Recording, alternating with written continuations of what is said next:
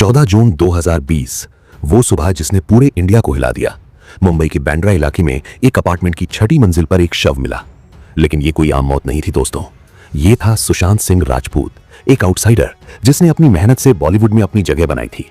एक ब्रिलियंट दिमाग, एक ड्रीमर, एक सेल्फ मेड स्टार, और अचानक ऐसे चला गया जैसे कोई कहानी अधूरी रह गई हो। लेकिन क्या सच में ये सब इतना सिंपल था?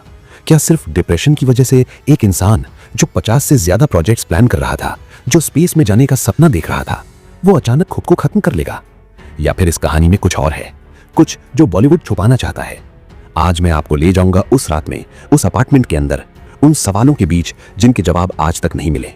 ये सिर्फ एक सेलिब्रिटी की मौत की कहानी नहीं है दोस्तों, ये है बॉलीवुड के सबसे डार्क सीक्रेट्स में से एक। तो चलिए शुरू करते हैं वहां से जहां सब कुछ खत्म हुआ। 13 जून की रात से लेकर 14 जून की सुबह तक, वो कुछ घंटे जो आज भी एक पहेली बने हुए हैं। बांद्रा के मॉन्ट ब्लॉन्क बिल्डिंग, पंचोली अपार्टमेंट, यहीं पर सुशांत अपनी गर्लफ्रेंड रिया चक्रवर्ती के साथ रह रहा था। लेकिन 13 जून को रिया अचानक वो अपार्टमेंट छोड़कर चली जाती है। क्यों? एग्जैक्टली उसी वक्त क्यों जब सुशांत को सबसे ज्यादा किसी की जरूरत थी? उस रात क्या हुआ अपार्टमेंट के अंदर, ये आज तक पूरी तरह क्लियर नहीं है। अगली सुबह 14 जून सुबह करीब 10 बजे के आसपास सुशांत का स्टाफ उनके रूम का दरवाजा खटखटाता है। कोई जवाब नहीं। घंटों गुजर जाते हैं, दोपहर होने को आती है, फिर भी दरवाजा नहीं खुलता। आखिरकार जब दरवाजा तोड़कर अंदर घुसते हैं तो जो नजारा सामने आता है वो देखकर सब शॉक्ड रह जाते हैं। सुशांत का शरीर लटका हुआ मिलता है, लेकिन सीन में कुछ था जो समझ नहीं आ रहा था। पोजीशन कुछ अजीब थी। फोरेंसिक एक्सपर्ट्स बाद में कहेंगे कि लिगेचर मार्क्स की पोजीशनिंग में कुछ गड़बड़ है। और फिर शुरू होती है वो घटनाओं की चेन जो आज तक सवालों के घेरे में है। मुंबई पुलिस पहुंचती है, लेकिन क्राइम सीन को प्रॉपर्ली प्रिजर्व नहीं किया जाता। सीसीटीवी फुटेज गायब, बिल्डिंग के कैमरास की रिकॉर्डिंग्स मिसिंग। ये कैसे पॉसिबल है दोस्तों कि इतने बड़े केस में बेसिक एविडेंस ही गायब हो जाए? पोस्टमार्टम रिपोर्ट आती है, कहती है एस्फिक्सिया ड्यू टू हैंगिंग। लेकिन कुछ इंडिपेंडेंट फोरेंसिक एक्सपर्ट्स जब इस रिपोर्ट को देखते हैं तो उन्हें कॉन्ट्रडिक्शंस नजर आते हैं। बॉडी के मार्क्स, टाइमिंग, पोजीशन सब कुछ मेल नहीं खा रहा था। कूपर हॉस्पिटल में क्या हुआ उस दिन? क्यों इतनी जल्दबाजी में सब कुछ कंक्लूड कर दिया गया? फर्स्ट रिस्पॉन्डर्स ने जो देखा, एम्बुलेंस स्टाफ, पुलिस ऑफिसर्स, उनकी स्टेटमेंट्स में भी डिस्क्रिपेंसीज थी। कोई कुछ कह रहा था, कोई कुछ। सीन को टेम्पर किया गया था या नहीं, ये सवाल आज भी खड़ा है। और सबसे बड़ा सवाल, अगर ये सब प्लान था, अगर सुशांत ने सच में खुद को खत्म करने का डिसीजन लिया था, तो उन्होंने कोई नोट क्यों नहीं छोड़ा? एक राइटर, एक थिंकर, एक इंसान जो अपने थॉट्स क्लियरली एक्सप्रेस करता था, वो बिना कुछ कहे कैसे चला जाएगा? मुंबई पुलिस की इन्वेस्टिगेशन में इतने लूप होल्स थे कि पूरे देश ने सवाल उठाने शुरू कर दिए। टाइमलाइन मैच नहीं कर रही थी, विटनेसेस की स्टेटमेंट्स बदल रही थी, एविडेंस गायब हो रहे थे। ऐसा लग रहा था जैसे डेलिबरेटली कुछ छुपाया जा रहा हो। लेकिन सबसे बड़ा सवाल यह था, सुशांत की मेंटल स्टेट एक्चुअली कैसी थी? क्या वो सच में इतने डिप्रेस थे कि उन्होंने ऐसा कदम उठाया, या फिर ये एक नैरेटिव था जो बनाया गया उनकी मौत को जस्टिफाई करने के लिए? चलिए बात करते हैं उस थ्योरी की जो सबसे पहले सामने आई, डिप्रेशन। हर जगह यह कहा जा रहा था कि सुशांत मेंटली डिस्टर्ब्ड थे, उन्हें क्लिनिकल डिप्रेशन था, वो दवाइयां ले रहे थे। लेकिन रियलिटी क्या थी दोस्तों? देखिए, डिप्रेशन एक सीरियस मेडिकल कंडीशन है और मैं इसे कम नहीं आंकता। लेकिन सुशांत के केस में जो चीजें सामने आई वो बहुत कंफ्यूजिंग थी। पहली बात, उनका डायग्नोसिस किसने किया, कब किया, मेडिकल रिकॉर्ड्स कहां हैं, एग्जैक्टली कौन सी दवाइयां प्रिस्क्राइब की गई थी और किस डॉक्टर ने? इन सवालों के क्लियर जवाब कभी नहीं मिले। लेकिन जो चीज और भी इंटरेस्टिंग है वो है सुशांत के क्लोज फ्रेंड्स और फैमिली मेंबर्स का कहना। उनकी बहन ने ओपनली कहा कि सुशांत डिप्रेस नहीं थे। अंकिता लोखंडे ने कहा कि वो सुशांत को बरसों से जानती हैं और वो ऐसा कदम कभी नहीं उठा सकते। उनके फ्रेंड्स जो उनसे रेगुलरली कांटेक्ट में थे, वो कहते हैं कि सुशांत एक्साइटेड थे अपने अपकमिंग प्रोजेक्ट्स के बारे में। उनके पास प्लान्स थे, बहुत सारे प्लान्स। नासा जाने का प्लान, अपनी प्रोडक्शन हाउस शुरू करने का प्लान, नीट क्वालिफाइड स्टूडेंट्स को ट्रेन करने का प्लान। 50 से ज्यादा ड्रीम्स की लिस्ट थी उनकी। क्या एक डिप्रेस्ड इंसान इतना सब प्लान करता है? लास्ट कुछ महीनों के व्हाट्सएप चैट्स और वॉइस नोट्स जब सामने आए तो उनमें सुशांत होपफुल और पॉजिटिव नजर आ रहे थे। हाँ, कुछ टेंशंस थी, प्रोफेशनल टेंशंस, रिलेशनशिप टेंशंस, लेकिन क्या इतनी कि खुद को खत्म कर ले? पब्लिकली भी सुशांत कभी ऐसे नहीं दिखे जो डीपली डिप्रेस्ड हो। तो फिर ये डिप्रेशन की थियरी कहां से आई? कौन पुश कर रहा था इस नैरेटिव को, और क्यों? क्योंकि अगर ये सुसाइड केस है तो इन्वेस्टिगेशन बंद हो जाती है, सब कुछ रैप अप हो जाता है। मेंटल हेल्थ इश्यू था, सैड बट केस क्लोज्ड। लेकिन क्या सच में इतना सिंपल था? मेडिसिन के प्रिस्क्रिप्शन का कंट्रोल किसके हाथ में था? कौन डिसाइड कर रहा था कि सुशांत को क्या लेना है, क्या नहीं? ये सारी चीजें एक पैटर्न बनाती हैं दोस्तों, एक ऐसा पैटर्न जो किसी और की तरफ इशारा करता है। कोई जो सुशांत की लाइफ में आया और धीरे धीरे सब कुछ कंट्रोल करने लगा। मेंटल हेल्थ को एक वेपन की तरह यूज किया गया इस केस में, एक शील्ड की तरह जिसके पीछे असली सच कुछ छुपाया जा सके। लेकिन जैसे जैसे इन्वेस्टिगेशन आगे बढ़ी, एक नाम बार बार सामने आने लगा, रिया चक्रवर्ती। अब बात करते हैं उस इंसान की जिसने सुशांत की जिंदगी में एंट्री की और फिर सब कुछ बदल गया। रिया चक्रवर्ती, एक स्ट्रगलिंग एक्ट्रेस जो सुशांत से एक पार्टी में मिली। रोमांस शुरू हुआ और फिर धीरे धीरे रिया मूव कर गई सुशांत के साथ। शुरुआत में सब नॉर्मल लगता है ना, दो लोग प्यार में हैं, साथ रहना चाहते हैं। लेकिन फिर जो होना शुरू हुआ वो नॉर्मल नहीं था दोस्तों। सुशांत के पुराने दोस्त जो उनके साथ बरसों से थे वो एक एक करके उनकी लाइफ से गायब होने लगे।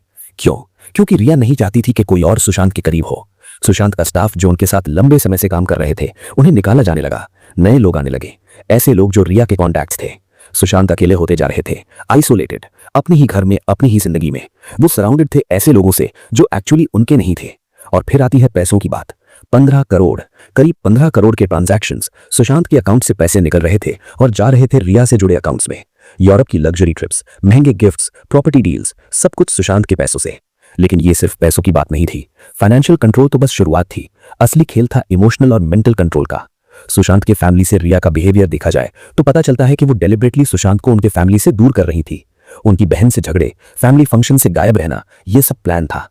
जब इन्वेस्टिगेशन हुई और व्हाट्सएप चैट सामने आए तो पूरी तस्वीर क्लियर हो गई। उन चैट्स में दिखता है कि कैसे रिया और उसका भाई पाउडर का नेटवर्क चला रहे थे। मैसेजेस थे, सप्लायर्स के साथ पेमेंट्स की बात हो रही थी, कोडेड लैंग्वेज यूज की जा रही थी और सुशांत उन्हें भी इसमें फंसाया जा रहा था डिलिबरेटली। क्योंकि जब एक इंसान मेंटली अनस्टेबल हो, जब वो सब्सटेंसेस के इन्फ्लुएंस में हो तो उसे कंट्रोल करना आसान हो जाता है। डॉक्टर्स के पास जाने से रोका जाता था, प्रॉपर मेडिकल हेल्प नहीं दी जाती थी। इंस्टेड ऐसी चीजें दी जा रही थी जो सुशांत को और ज्यादा डिपेंडेंट बनाती थी। चैट मैसेजेस में रिया का एक पैटर्न दिखता है, तू मेरे बिना कुछ नहीं है, मैं चली जाऊंगी तो क्या करेगा, तुझे मेरी जरूरत है। ये क्लासिक मेंटल मैनिपुलेशन है दोस्तों। एक सक्सेसफुल कॉन्फिडेंट इंसान को तोड़ना, उसकी सेल्फ वर्थ कम करना, उसे डिपेंडेंट बनाना। और सबसे इंटरेस्टिंग बात, अंकिता लोखंडे के साथ जब सुशांत थे तब वो कैसे थे और रिया के आने के बाद कैसे बदल गए।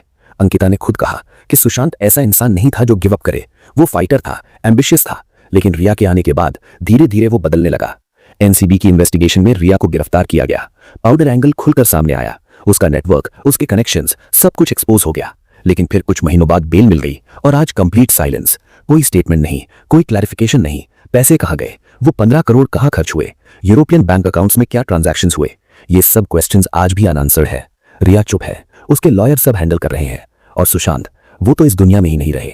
दोस्त, अगर आप वीडियो के इस हिस्से तक आ ही गए हैं तो वीडियो को लाइक करके चैनल सब्सक्राइब जरूर कर दीजिएगा।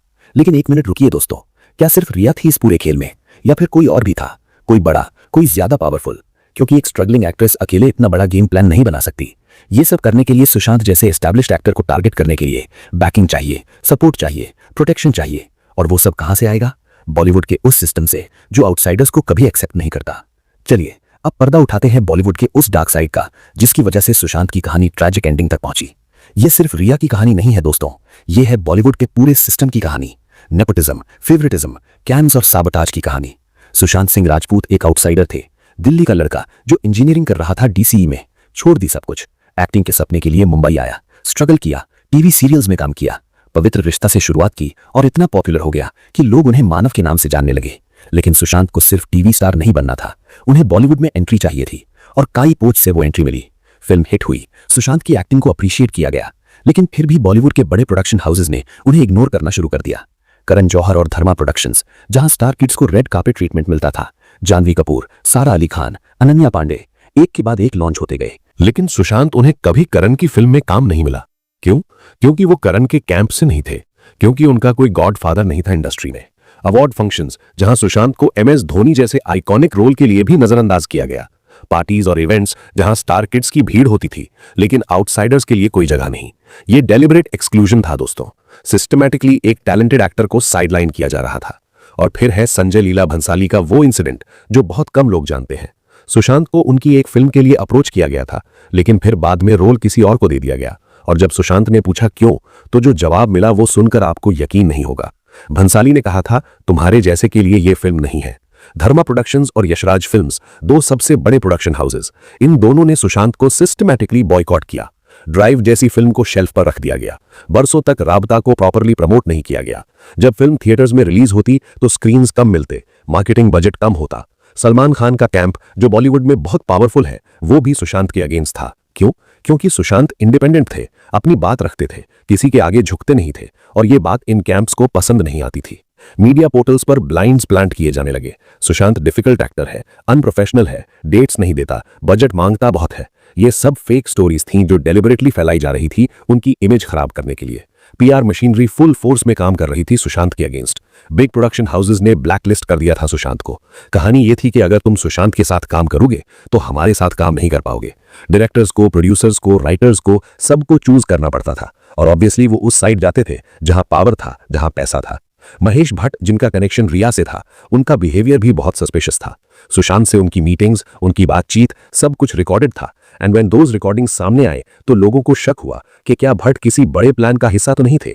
करण जौहर का कॉफी विद करण एपिसोड याद है, जहां ओपनली नेपोटिज्म को जस्टिफाई किया गया, जहां आउटसाइडर्स का मजाक उड़ाया गया।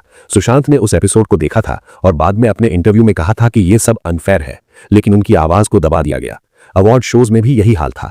MS Dhoni the untold story, एक बायोपिक जिसमें सुशांत की एक्टिंग वर्ल्ड क्लास थी। बॉक्स ऑफिस पर फिल्म ने तोड़े सारे रिकॉर्ड्स, क्रिटिक्स ने प्रेज किया, लेकिन जब अवार्ड्स की बात आई तो बेस्ट एक्टर का अवार्ड किसी और को चला गया। यह सिर्फ एक बार नहीं, बार बार हुआ। ग्रुपिज्म और कैंप्स, ये बॉलीवुड की रियलिटी है। अगर तुम किसी कैंप में नहीं हो तो तुम्हारे लिए काम करना मुश्किल हो जाता है। स्टार किड्स ऑटोमेटिकली एक कैंप में होते हैं, उनके लिए सब कुछ ईजी है, लेकिन आउटसाइडर्स, उन्हें हर कदम पर लड़ना पड़ता है। सुशांत ने ओपनली बात की थी नेपोटिज्म और फेवरेटिज्म के बारे में।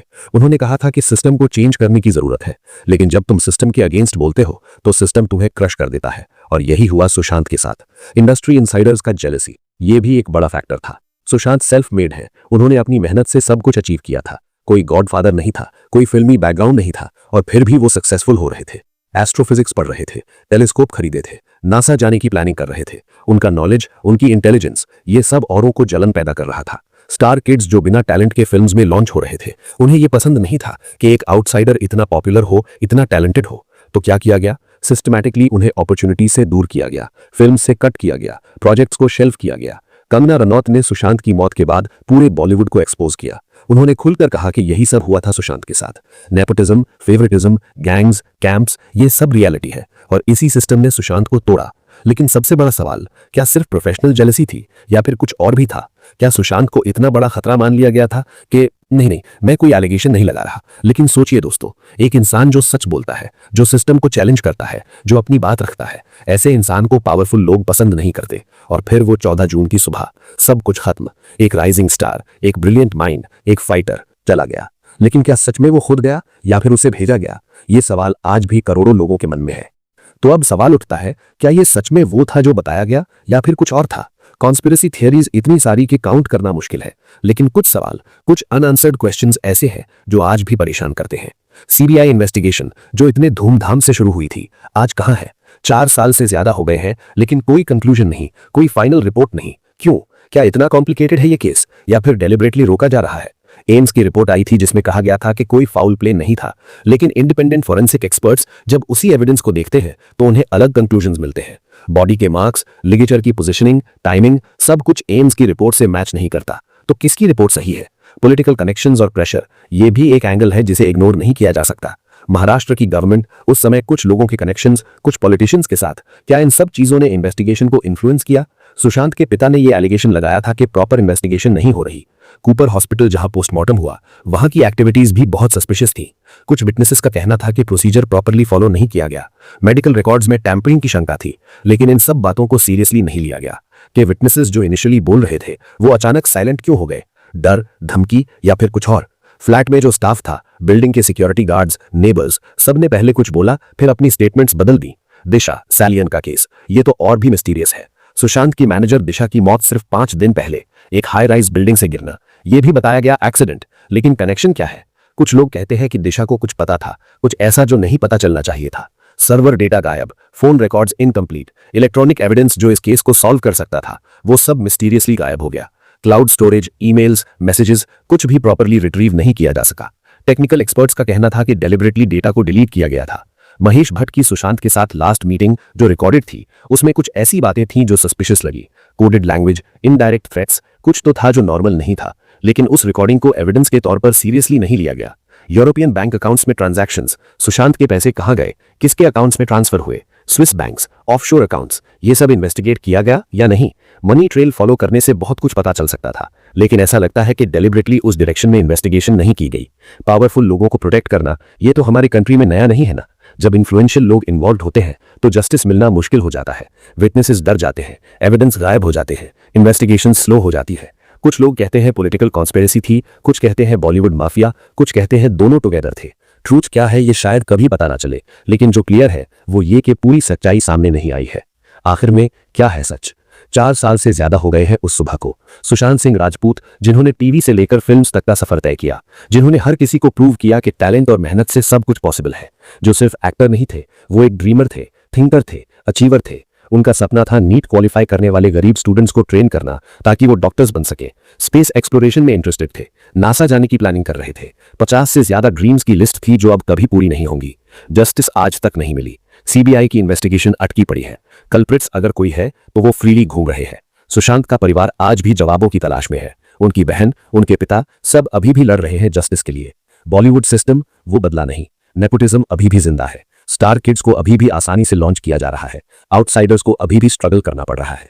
सुशांत की मौत से कोई सबक नहीं सीखा गया, लेकिन पब्लिक ने सुशांत को नहीं भूला। आज भी सोशल मीडिया पर जस्टिस फॉर एसएसआर ट्रेंड करता है। आज भी लोग उनकी फिल्म्स देखते हैं, उनके इंटरव्यूज देखते हैं, उनकी बातें सुनते हैं। सुशांत लोगों के दिलों में जिंदा है। गॉन बट नेवर फॉरगॉटन, ये सिर्फ एक लाइन नहीं है। सुशांत सिंह राजपूत का नाम हिस्ट्री में दर्ज हो चुका है। एक आउटसाइडर के तौर पर, एक फाइटर के तौर पर, एक इंसान के तौर पर जिसने सपने देखने की हिम्मत की। अगर आप भी मानते हैं कि सुशांत को जस्टिस मिलनी चाहिए, अगर आप भी चाहते हैं कि सच सामने आए, तो कमेंट सेक्शन में लिखिए #JusticeForSSR। शेयर कीजिए ये वीडियो ताकि ज्यादा से ज्यादा लोगों तक ये बात पहुंचे। सुशांत सिंह राजपूत, हम आपको नहीं भूले हैं, हम नहीं भूलेंगे। आपकी लड़ाई अब हमारी लड़ाई है। ट्रूथ जो भी हो वो सामने आना चाहिए। Justice delayed is justice denied, लेकिन हम हार नहीं मानेंगे। आपके सपने, आपकी मेहनत, आपका टैलेंट सब कुछ इंस्पायर करता रहेगा आने वाली जनरेशंस को। Rest in power Sushant Singh Rajput.